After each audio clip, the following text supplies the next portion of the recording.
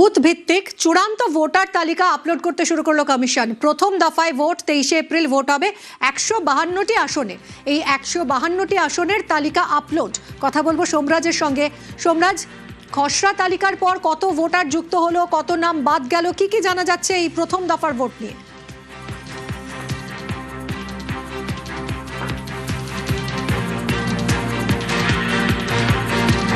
সোমরাজের সঙ্গে কথা বলার চেষ্টা করছি। বুথভিত্তিক চূড়ান্ত ভোটার তালিকা আপলোড, প্রথম দফার ভোটের 152 আসনের তালিকা আপলোড।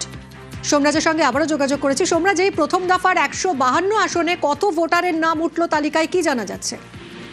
দেখো, এখনো পর্যন্ত কত সংখ্যক ভোটারের নাম উঠলো তা এখনো পর্যন্ত স্পষ্ট হয়নি, কিন্তু কমিশনের ওয়েবসাইটে গেলে দেখা যাচ্ছে এসআইআর এর ফাইনাল রোল, অর্থাৎ প্রথম দফায় 152টি আসনের বুথ ভিত্তিক ভোটার তালিকা প্রকাশ করতে শুরু করলো নির্বাচন কমিশন।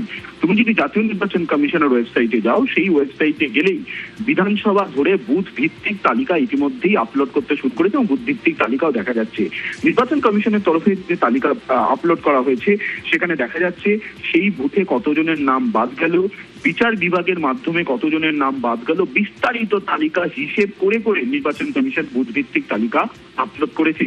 এখনো পর্যন্ত 152টি আসনের প্রথম দফায় যে ভোট রয়েছে সেই 152টি আসনের তালিকা আপলোডের কাজ চলছে। এখনো পর্যন্ত সব বুথের আপলোড হয়নি। কমিশনার আধিকারিকরা বলছেন আরো কিছুক্ষণের মধ্যে 152টি আসনের সব বুথের তালিকা আপলোড হয়ে যাবে এবং কমিশন যে তালিকা আপলোড করেছে সেখানে 6 তারিখ পর্যন্ত, অর্থাৎ 6 এপ্রিল পর্যন্ত যত সংখ্যক নামের নিষ্পত্তি হয়েছিল তত সংখ্যক নামের তালিকায় আপলোড করে দেওয়া হয়েছে কমিশনের ওয়েবসাইটে।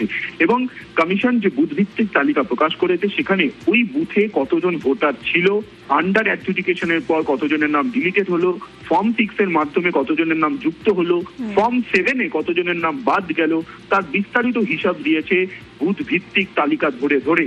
অর্থাৎ কমিশনের তরফে এই চূড়ান্ত ভোটার তালিকা প্রকাশ করা শুরু করে দেওয়া হলো। এই ভোটার তালিকায় এবার বিভিন্ন রাজনৈতিক দলের যারা প্রার্থী হয়েছেন তাদের হাতে দেওয়া হবে, পাশাপাশি রাজনৈতিক দলগুলিকেও দেওয়া হবে। ইতিমধ্যেই জেলা শাসকদের কাছে এই তালিকা পাঠানোর প্রক্রিয়া শুরু হয়েছে। জেলা শাসকরা সেই তালিকা ছাপাচ্ছেন। তারপরই মনে করা হচ্ছে আগামী কাল থেকে জেলা শাসকরা বিভিন্ন রাজনৈতিক দলের হাতে এই তালিকা দিতে শুরু করবেন, যেটাকে চূড়ান্ত ভোটার তালিকা বলছে জাতীয় নির্বাচন কমিশন। ধন্যবাদ সোমরাজ।